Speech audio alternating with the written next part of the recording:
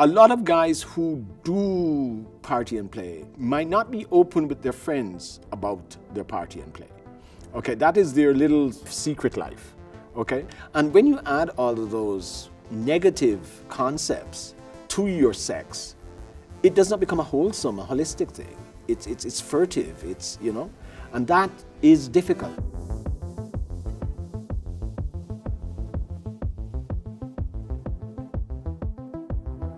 Especially in the African, Caribbean, and Black community, we don't talk about that. We don't talk about homosexuality in general, much less sex on drugs. If we're looking at harm reduction in any way, when it comes to the African, Caribbean, and Black and Indigenous communities, we need to look at it through the lens of colonization. The majority of the countries that are in the Caribbean, I think most of them still have sodomy laws.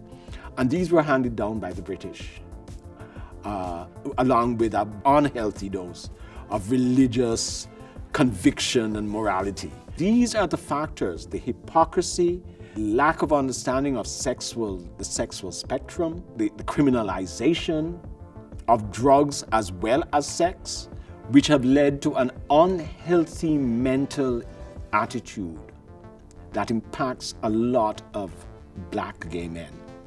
I have actually been told by Black gay men that the only time they can have gay sex, which is what they really want to have, is when they're high or when they party and play. Because then the inhibitions are gone, they don't give a shit, they can do things that they would be blocked from if they were conscious. The church is telling you you're a demon, you're a devil, you're going to hell. I mean, no wonder. And then the next morning the guilt sets in again and the whole fucking process starts over. There was no like queer brown spaces where you can dance and just sort of like let go and just like release your inner Bollywood diva, you know what I mean? You always felt like the odd one out a little bit. There was just a sense of you were kind of a downgrade if you weren't white kind of thing. It's like it was just like that essence whenever you went into those spaces. I don't feel that viscerally, I guess, anymore.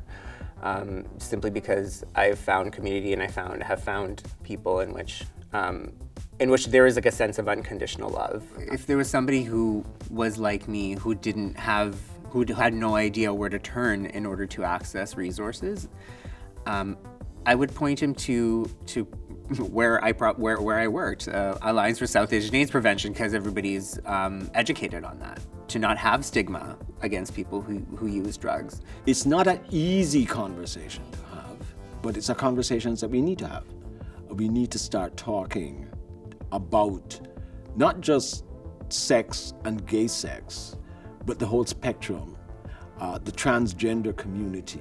Party and play is a whole different thing for them too.